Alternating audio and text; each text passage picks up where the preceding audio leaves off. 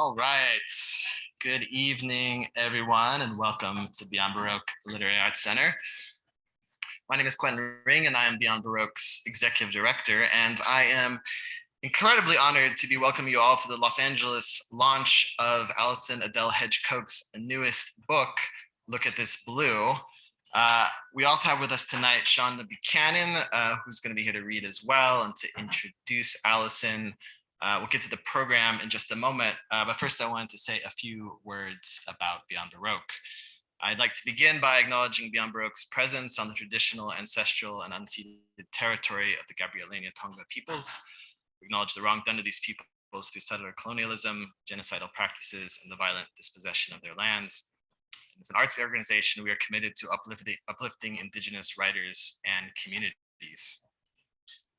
To tell you a little bit about Beyond Baroque, we were founded in 1968, and we are housed here in the original Venice City Hall. And we are a nonprofit public space dedicated to cultivating new writing, to building a diverse literary community, and to expanding the public's knowledge of poetry, fiction, literature, and art through cultural events and community interaction. We have readings, we have workshops, art exhibits, we have a bookstore, we have an archive that collects over 50 years of LA small press literature.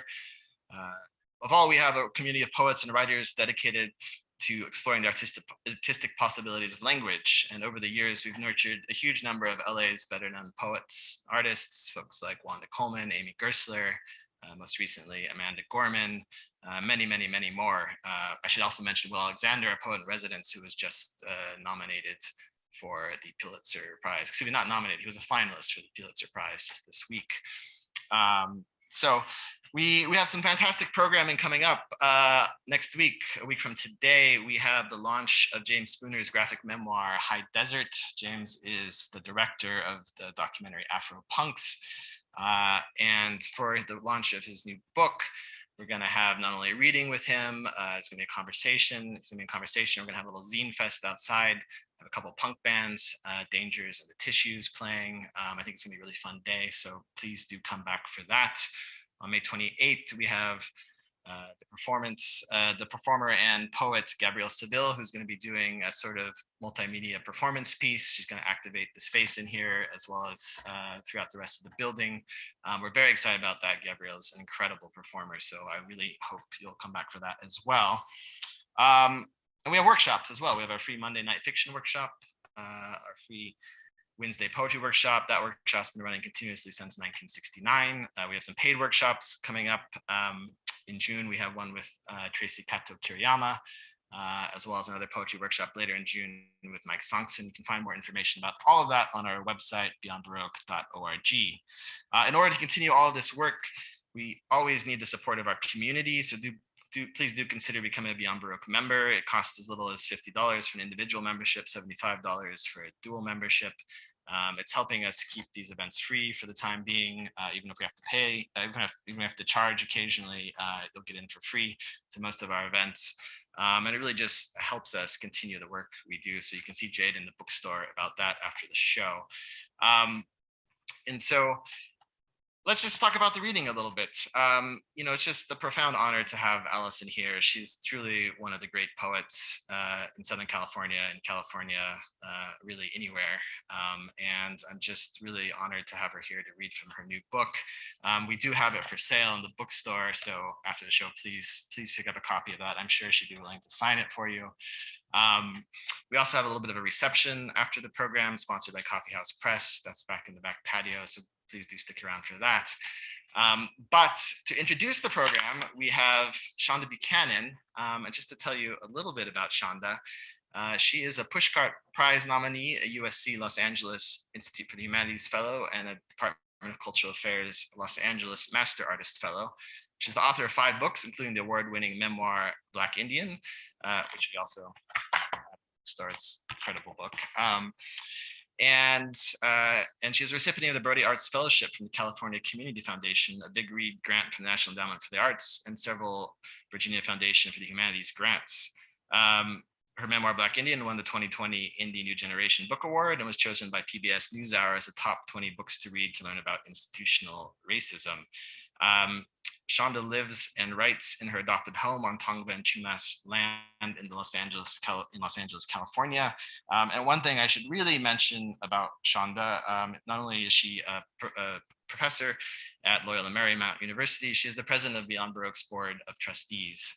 And I can say that I'm very proud and very grateful to have her as the leader of our board. She's a visionary and a leader and a very generous person. So please welcome Shonda Buchanan to read and introduce Allison.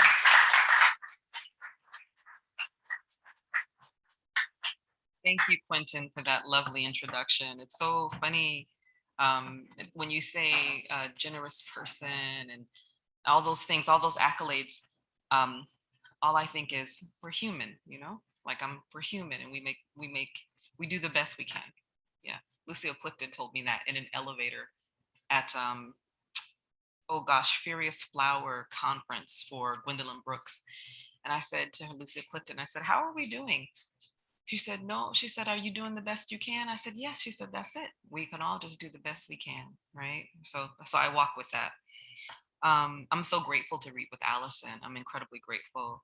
I'm going to start with a song that I learned in Lodge in Los Padres National Forest at Mohutasan. And then I'm going to go into my reading. I'm only reading a couple of poems, 1, 2, 3, maybe 4, but because we're here actually for Allison. So I'm going to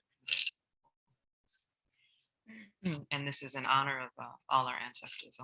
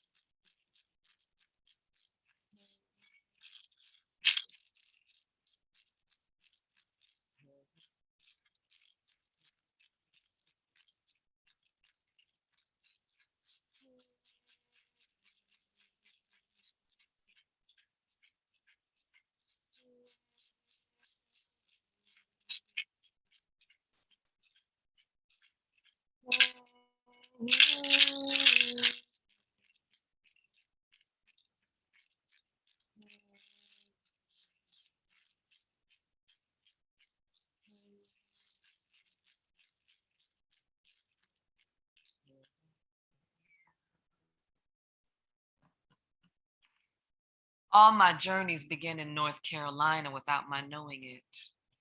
Black Indians pushed like September crab shells on an angry winter shore, swept up in the storm of Moby Dick's adventure. The literature of us wiped and creamed against an outcrop of colonizing rocks, our acorn, our buckskin, our dreaming crushed, no corrected. Under the weight of change, we became husks of ourselves. We were Nusiuk fading into Kahari ghosts on a riverbank. We were red black wolves chewing our wrists from the arm. We fought next to the Tuscarora, beating our story into a lush river, into swamp land, into defeat, unaware of the coming. Saddles and horses and silver and white mouths sweeping us up in their fingers like dust in the pockets of their black powder pouches. And we ran. My family escaped from that swampland in Sampson County into Tennessee to Indiana and then hush your mouth, Michigan. Indian, mulatto, colored, black. What were we? We grew into a farmhouse on fire next to the Potawatomi and the Odawa like corn stalks. We grew into a farmhouse on fire. So I'm working on a collection of poetry as one of the Los Angeles City of Los Angeles master artists. Save the date for June 4th. We are performing at Grand Performances in downtown Los Angeles. It's pretty exciting. And it's a bit nerve-wracking to be given some money to write. I don't know about anyone else, but I'm like, oh, I wrote the grant and they've given me the money. Now I have to produce. But usually for a writer like me, you write and then they see that you wrote the thing and then they give you money and it's like, oh, but I did the good work. So now it's like I have to produce something. So this is one of the poems that I produced, and I'm trying to write some of those narratives of the first mixed bloods who were the founders, the actual founders of Los Angeles. So there are, for those of you who don't know, the real founders of Los Angeles were 22 families from Mexico, Sonora, Mexico, and another city in Mexico. And they were African, and you can see this if you do that research. They were Indios or Indian. They called them mulata. All of the women were called mulata, and I think there were two Spaniards, like two Europeans. And they settled. First, they came to the San Gabriel, Michigan mission, and then from the San Gabriel mission, that's where they went to downtown LA to settle. But people of mixed bloods, people of color founded Los Angeles, and so I love to hear about that story and to share the story in poetry. So first, their stories. Our bodies are like stars, filling up the blackness with bright, terribly bright dreams, floating like seeds into gullies onto the landscape, dropping pollen, praying this is the last stop. History is a star. The lattice body of murdered tribes, blood filling their lungs like ice from space, like trembly, new named freshwater rivers they once recognized, now running through them like a shaft of hot white light. Our bodies are the rivers, desperately peeled wetness, black mud, dreams of worms licking underfoot as they climb the arroyos up shale ridges that were once kissed by more water than you can imagine. Dolphins swam over mountain peaks. The Chumash spoke their language, yet they kept those secrets to themselves and followed the river. A river you would have followed too, if for no other reason than you were undone, thirsty, confused by the sounds of settlers, and your children were corn husk thin, so thin history could no longer see them, until their bodies became a desert, beautifully bleak, an axiom of scales, pearls of sand, fire ants sliding into crevices that led to the navel of the earth. Deserts are like rivers too, drowning you in its desert mountain silence, kisses you quiet into submission like no sound has ever kissed you. Still, you stay close to the desert river for the promise of life, of love, as you trek, bleed, sing, make cornbread, hoping your journey will come to an end. This journey will come to an unknown, unnamed end. History is a kiss, licorice tender on our bodies. History is a Chumash dolphin, her slick face pressed to the democratic wave. History is a weapon, mindless in the fury, a Yucatan forest, a flower, a fly, the river Niger flinging golden rocks at the sun, landing like an Afro-Mexican in our streets. History is a sacred fire that never extinguishes, the flame, precious, cool embers, percussive, once a soloist tree, all burning, fallen, only a memory pushing, pulling things around in the pit, in the beautiful blackness of the pit. History is a mestizo body, a mulata, a half-breed, no longer full blood. We are all gorgeous beasts howling at the okra blood moon.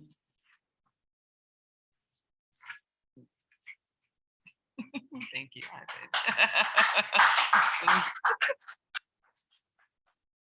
So thank you. I was asked to write a poem for the Ukraine war, and it's an atrocity. What is happening? Any war is an atrocity, and my take on what was happening was a bit different. And so this is the poem.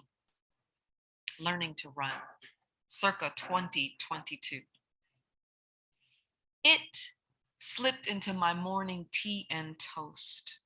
Words like encroaching, artillery, forces, mobilizing, people, fleeing, flashes of faces streaked in tears and disbelief. Even the smoking air was angry, shuddering under each crash, each breaking, each precious moment of their normal lives falling neatly apart. But why were African and Asian students being thrown off Ukraine trains when bombs were falling? We are all learning to run again from the soldier with a gun who doesn't care what we look like. We are all hiding from the boot-kicking army, the bullet, gut-wrenching gas, the noose, the dictator, another master seeking to end our dreaming. How could this be happening, I thought? Who was on watch? The world's collective question mark rising above our heads could be seen from space because it has been happening in Africa, the Middle East, South America, war kissing the faces of infants in their sleep despite geography, faith, or race. While we look desperately into the eyes of mad hatter leaders who sleep with machetes under their beds, who suck life from the earth in deep, unapologetic breaths. And the poets and the professors and the mothers and the fathers cry in our cars, in laundry rooms and hallways, watching the unfolding, smelling the sulfur in the air behind us as we shop, eat dinner, tuck our children in at night, make love, read poetry, begging them, let the innocent live. Let all our children flee. Stop raining shrapnel into our living rooms. We are all refugees in war. Ukraine's only on this train reminds us that history haunts the present, marking me against the sound of missiles creasing the tulip sky, kissed by a colonial past. And I am again picked out of the lineup by the color of my skin. Please, this is a war. These are terrible times. This is a terrible moment. The flowers are burning everywhere. We are all learning to run again.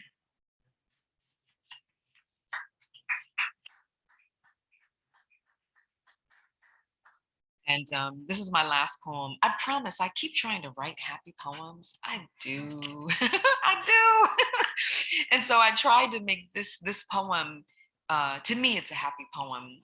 It is my daughter's last day of being pregnant with my second grandson. And this is us. It literally just happened on April 16th. I wrote this poem on April 16th after we went for this walk. A Brooklyn Saturday walk. My daughter is perfectly pregnant. We inch our way down Eastern Parkway.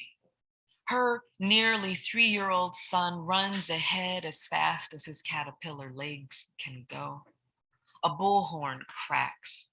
10 brothers, all donned in purple jerseys, shout Black history truths at onlookers. Wake up, it's time. African hawkers sell shirts, shades, shoes, purses, socks, jewelry, shea butter, whatever the people in Crown Heights need. The day writhes with too much cologne against the smell of fish wafting out of Asian market under scent of jerk chicken on jerk sauce on charred chicken. Fire sirens harangue the day. We hit the park. Children scream, crisscrossing the playground frantically, remembering how to play, trying to outrace the last 2 years. My daughter closes her eyes and smiles. We are in walking labor. We are here. Life in our teeth, life still happening. I snap a selfie. Don't post that picture, she says with a deadly tourist smile. I won't, but she can't make me not write a poem about this moment. How passerbys bless her, laugh into our space, covet her buttery globed belly. How my second grandson swims inside her, far too comfortable, 5 days late. How my toddler grandson thinks he's flying when he runs. Maybe he is. Maybe we are. I have to write a poem, I think. I have to hold this moment of bald gazes atop city grit, laced with spring sun, with hope. We are beautiful in our mother-daughter dance. My child having a baby who will be her child, a second son, my daughter. She is as perfect as the Cairo moon.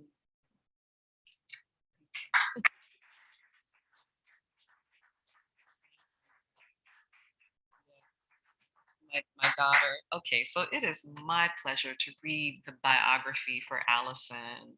And we were having such a great conversation earlier. And so I'll go ahead and read the bio and then allow her to come up and read. I'm incredibly excited and honored. Allison Adele Hedge Cook. I'm sorry, Cokes. My apologies. I wanted to add another Cokes.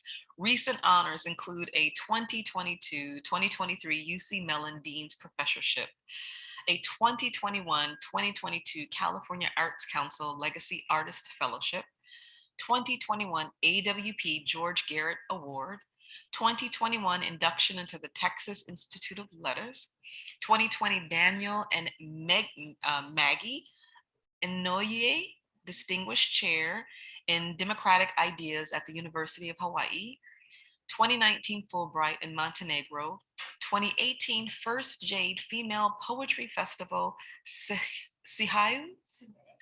thank you, China, Excellence Foreign Poet, 2016 U.S. Library of Congress Witter Bynner Fellow. Allison teaches for the UC Riverside and has edited 10 anthologies, written a play and memoir, and directed 25 short films. This latest release, Look at This Blue, from Coffee House Press, 2022. Look at This Blue is Allison's 7th book of poetry and is her love letter and call to accountability to California, her home state. Please, please welcome Allison.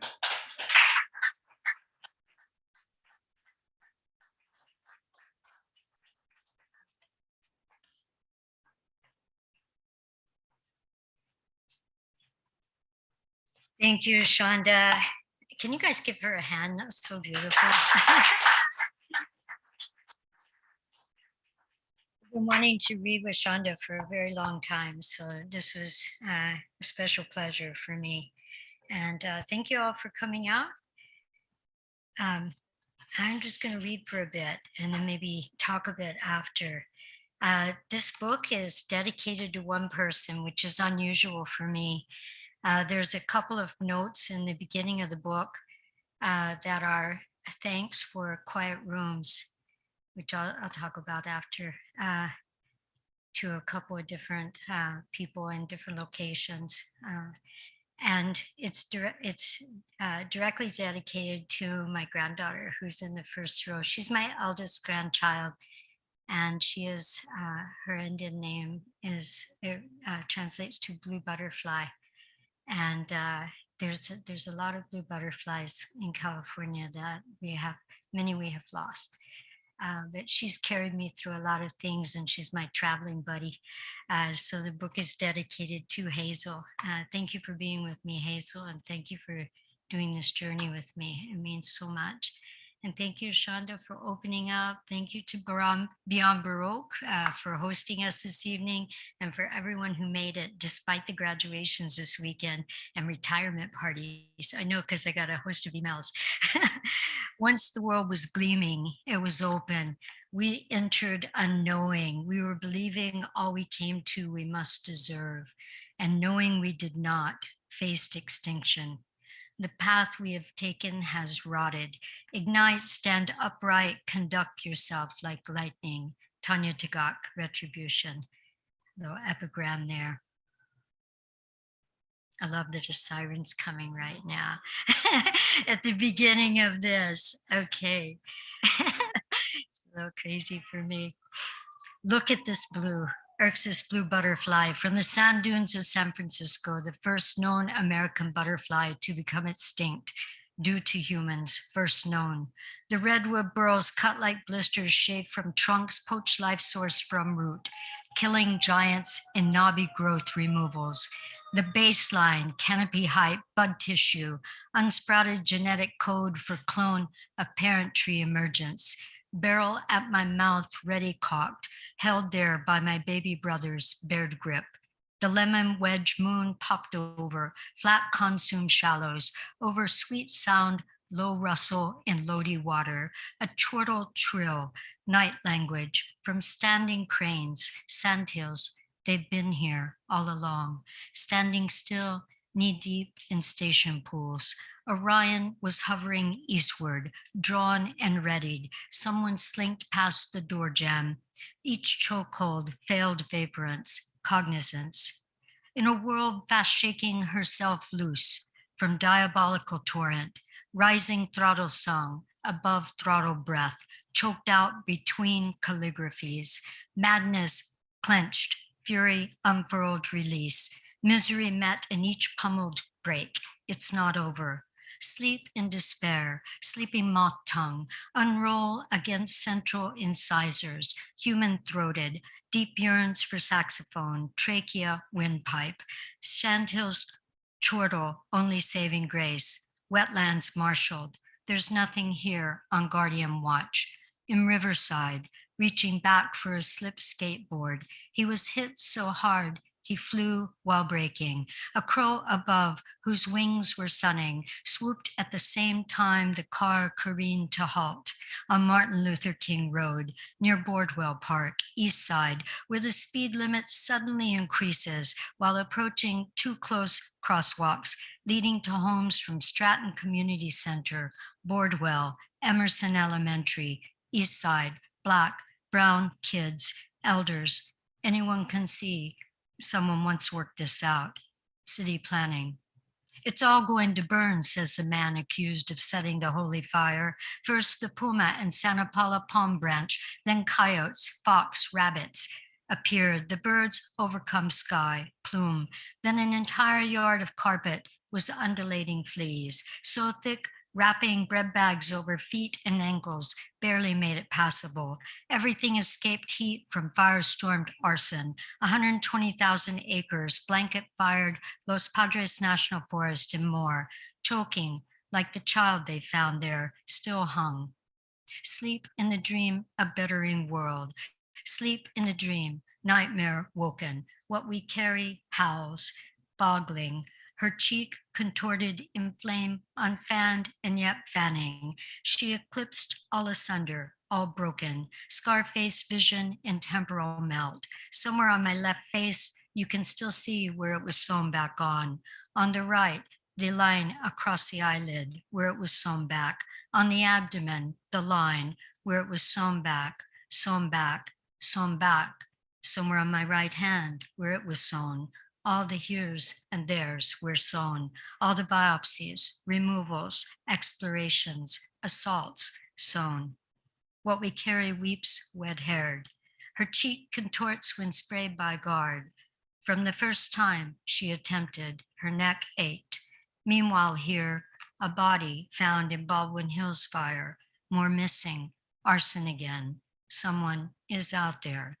Look at this blue.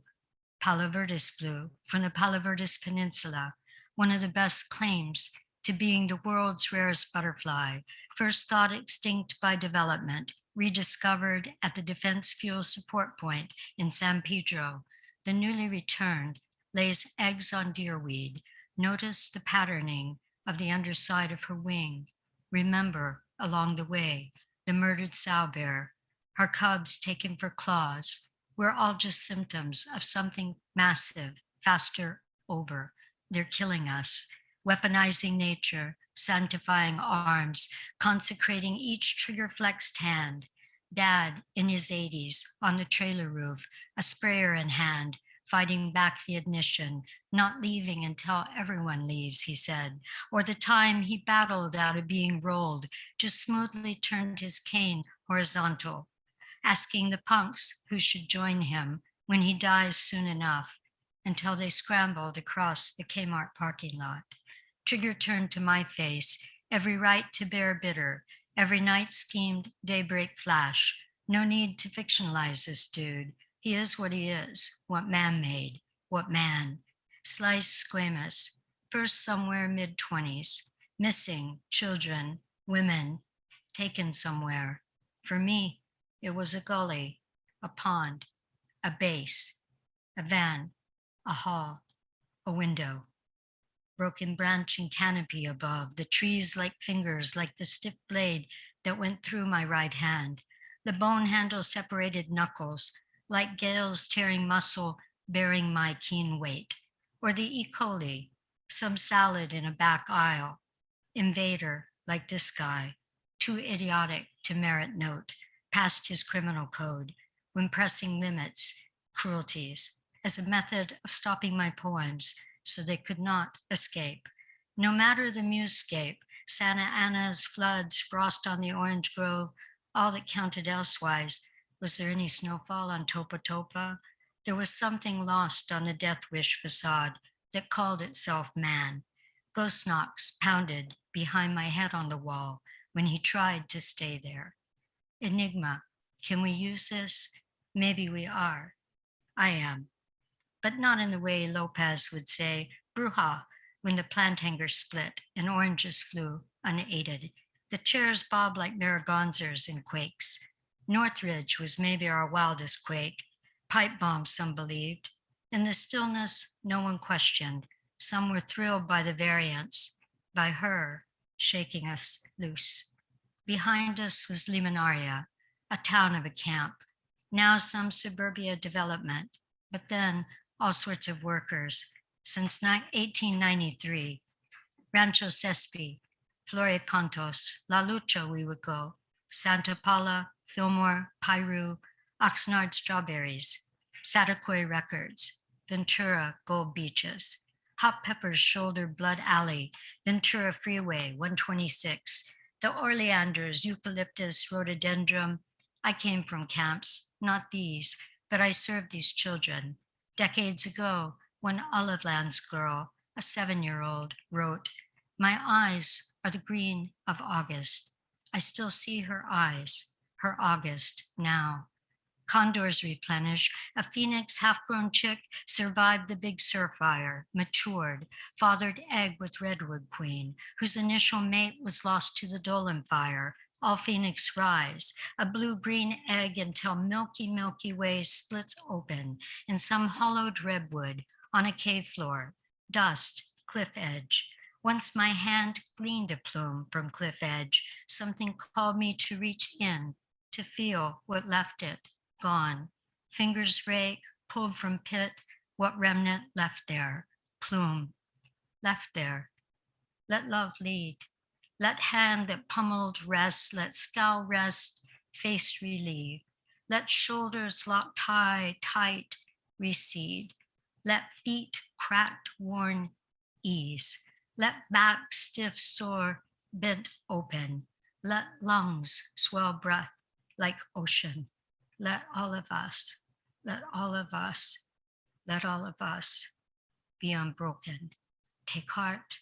Earth hears every tremble touch, feels each foot, listens now.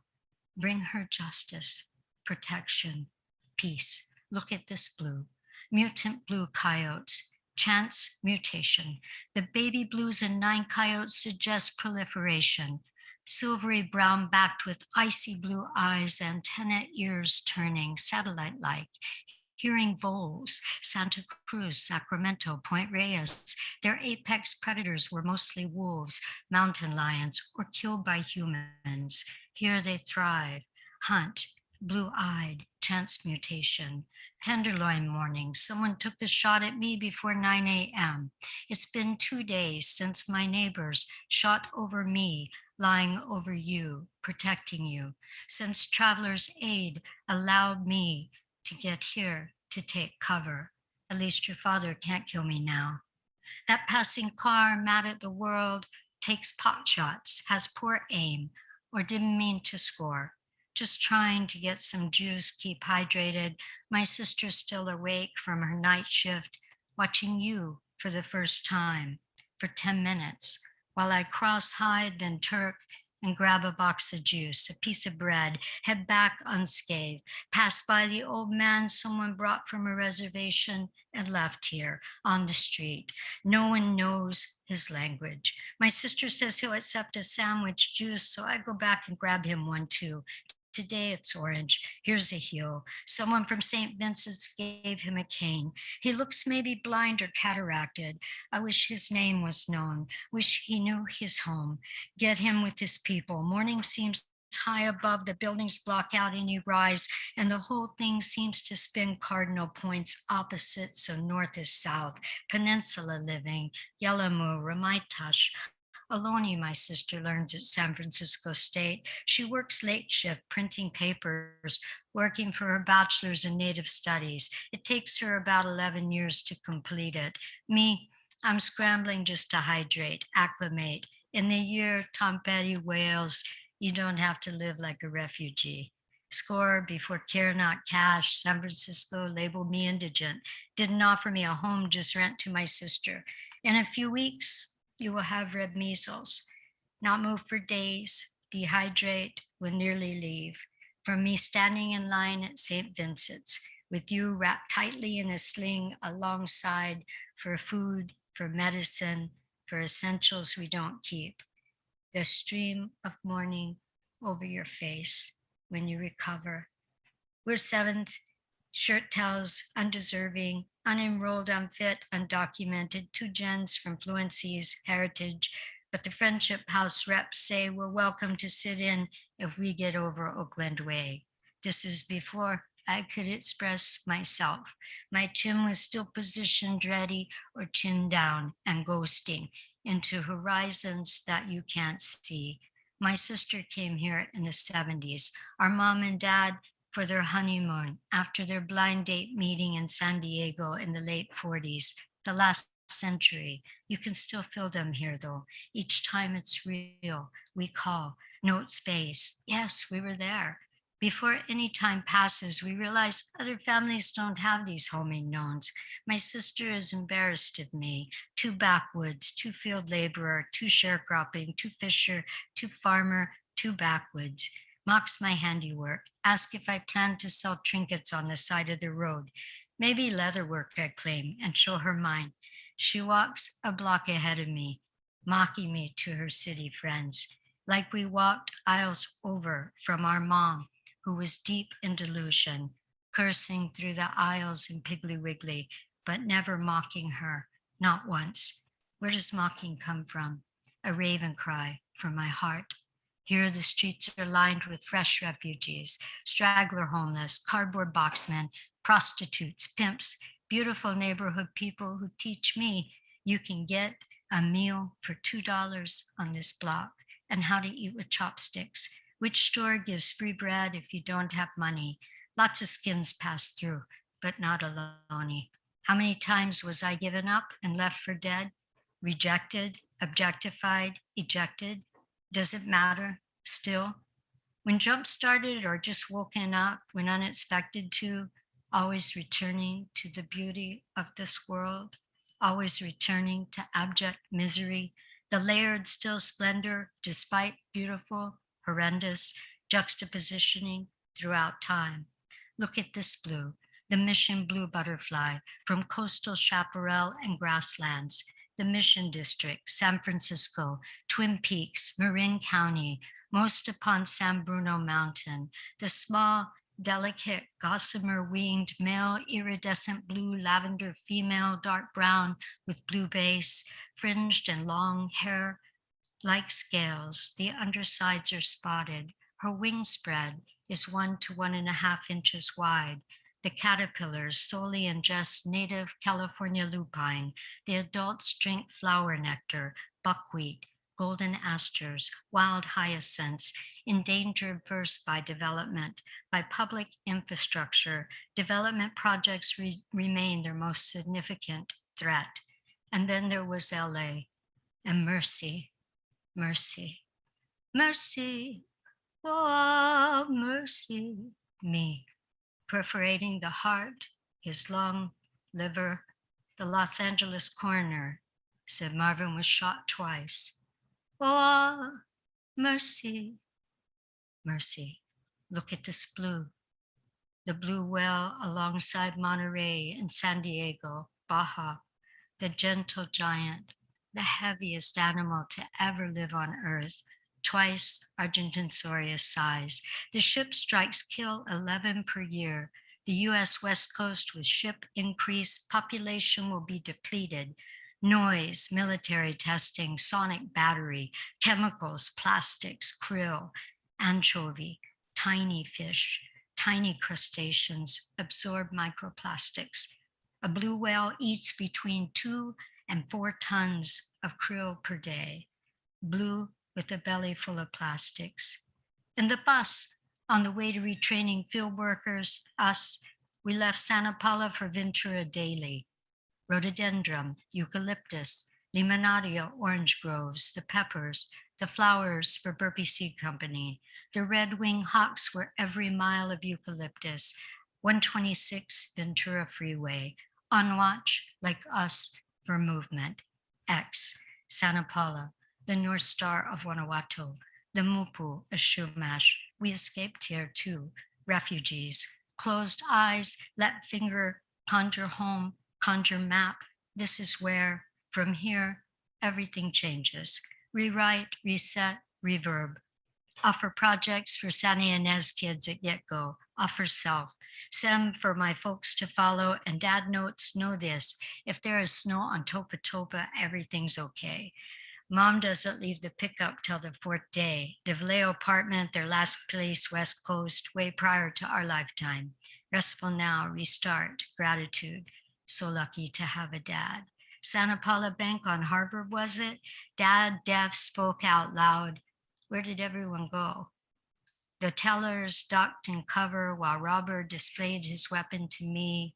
Gestures at my toddler suggest I gather. I motion toward dad and gesture his deafness, offer to gather him as well. Mercy with peace from the bank robber who escapes on a bicycle about the time the tellers remember him from high school. Here in the shadows, leaves keep life close. Fruit, the taste of it. Dusk following plant, rows around crates, the comfort there, home. Nothing like a bed under the stars when we need one. Gleam now in rain slickening, a royal willow branch, a blue elderberry summons wind, Santa Ana's tango reason, still leaves night, embanged by owl wing. Here hammocked over the oasis watering life, rocks form mouths and speak. Pre-dawn, calling, deep in the night, a corded sky roof, tugs through visceral root, harnesses reckoning, throttles to timbre, thrum, strum, pluck gut sleeve, the kindle fiddle, full belly, flourish poppies as quarter notes, a spiral double helix, high above California fan palm, until stars are born. Your palms know where to go. What they imagine leads you. Everything we muster moves along, like water marrying itself remembers where to flow and how to go there. In the dream you follow. In the dream, we fly over all of this. In the dream, we float vaquitas. We move like small porpoises, undulate in air, like swimming. The arms tight against our side, California spread below us, the manzanitas gleaming in sun, the stars ahead in darkness, await our time there. And for now, it is the offering we make. Look at this blue, the Hidden Lake blue curl from Hidden Lake, San Jacinto's Riverside County, on the shores of a single vernal pool, ephemeral trampling by hikers, sight seekers, in danger, each flower, a hairy calyx with pointed sepals, tubular corona, 50 flowers might fit on a penny, a member of the mint family. Delisting, the seeds are stored now in a seed bank, vulnerable. Will you take me as I am, California? Joni Mitchell. Okay, thank you.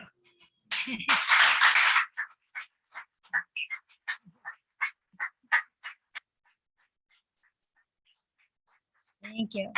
So this is a new book, and I was just going to talk a little bit about it. And thank Shonda again. Give her another applause. This was great.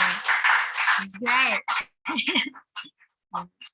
So I worked with the designer for the cover. I actually sent them some pictures in little blocks. And so it starts out where we enter down here out in the stars. There's going to be eclipse tomorrow night. Everybody knows that, right?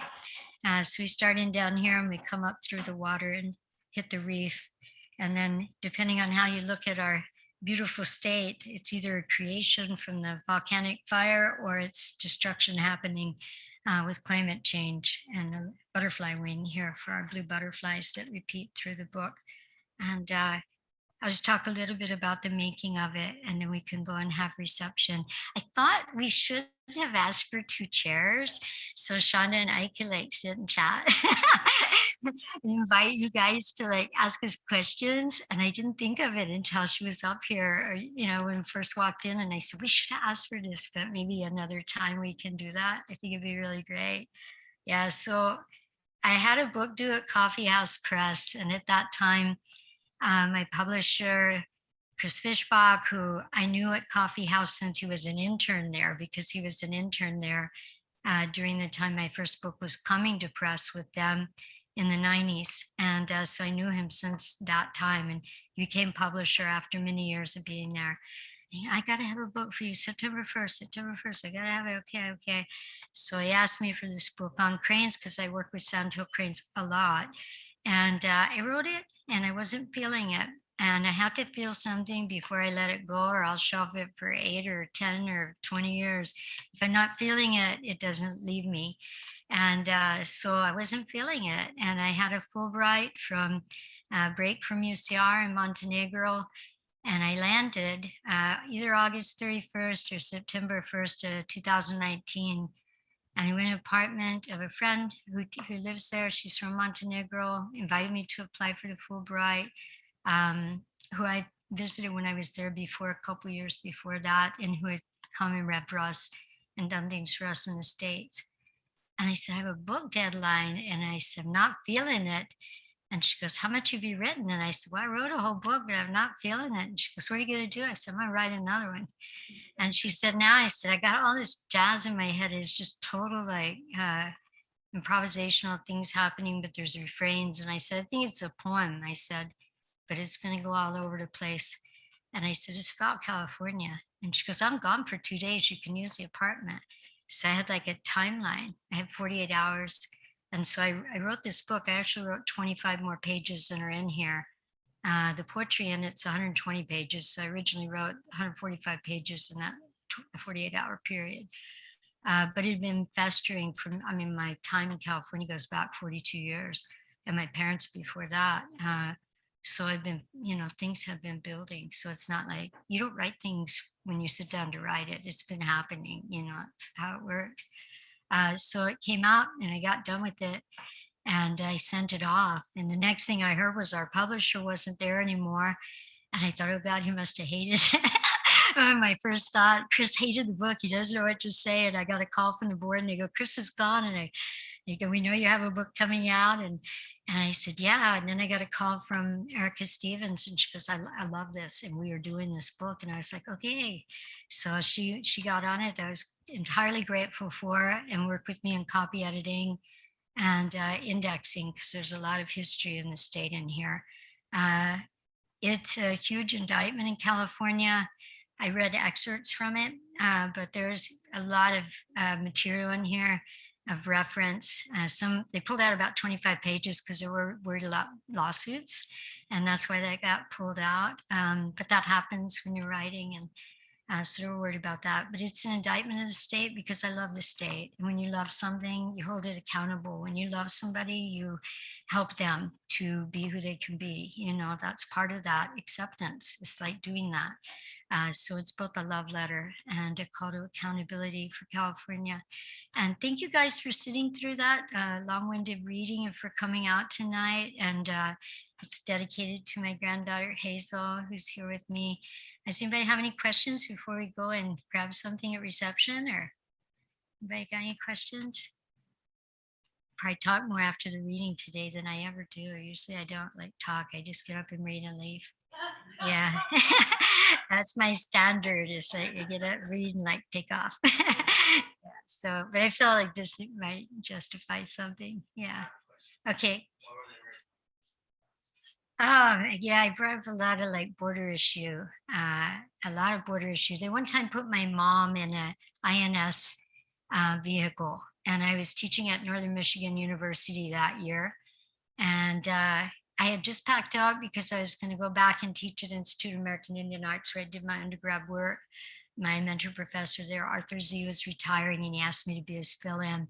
So I'd already packed up. My dad called, and he said, "Do you know where your mom's green card is?" "No." "Do you know where her naturalization papers are?" And I said, "Yes." I said, "I actually just packed them in a box." And he said, "You know where they are?" I said, "Yeah." And he said, "Can you fax them?" I said, "Where?" And he said, "To IRS and INS." And I was like, "What the hell is going on?" And he said, "They put your mom in a van and they're trying to take her to Mexico." I said, "She's from Alberta, Canada." And apparently they went to their house. My parents were in their, oh, I think they must have been in their early 80s at the time in Santa Paula. And my dad had contacted IRS for some money that they felt like they were owed because they had my mother's naturalization date as her birth date. So they weren't giving them these deductibles that seniors get. And so my dad sent the IRS a paper and said, "You owe me money." So they sent INS over, and they asked my mom, "When was the last time you went to Mexico?" And she said, "For our honeymoon." And they said, "When are you going back?" And she goes, "We're too old to travel." And they said, "Where are your papers?" And she said, "What papers?" And they said, "Citizenship." And she goes, "I don't know." And so they called me. I faxed everything, but she was from Alberta, Canada. So I asked my dad, which is also in the book, that episode. I asked my dad, I said, "Why are you sending her to Mexico?" And he said, "Short, black hair, black eyes, a dark complexioned, Mexican enough in California." So they were going to pack her up. That did it for me. And I work with a lot of camps and kids that are undocumented. And I grew up working in the fields. My dad was a field worker, and I grew up doing field work. And by the time I was 15 years old, I had taken over my own allotment in field work. And I work with a lot of camps just doing poetry and stuff after I switched, positions in life. And I mean, it matters how people are treated. So there's a heavy dose of indictment in California over issues with residency and documentation and these kind of things where they perpetrate on people. There's also houseless issues in here, mental illness care. There's all kinds of like cruelties that have happened in this state that are unnecessary. So a lot of it was that, yeah. Was that more confusing, or is that a good answer? Okay. Yeah, so I kind of laid it out and they got very worried. Yeah. Yeah, you could still do that part. You could do that. When I did my memoir, they also removed like a third of it. And I remember like being really upset when they cut it. And I said, "Why are you cutting that? That's like the heart of the book." And they said, "It's too hard for the audience." I said, "If I lived through it, I'm pretty sure they could read about it." I mean, what is that? That it's too hard for the audience, and they cut out a third of it because they said it was too hard for the audience. I don't know. Yeah.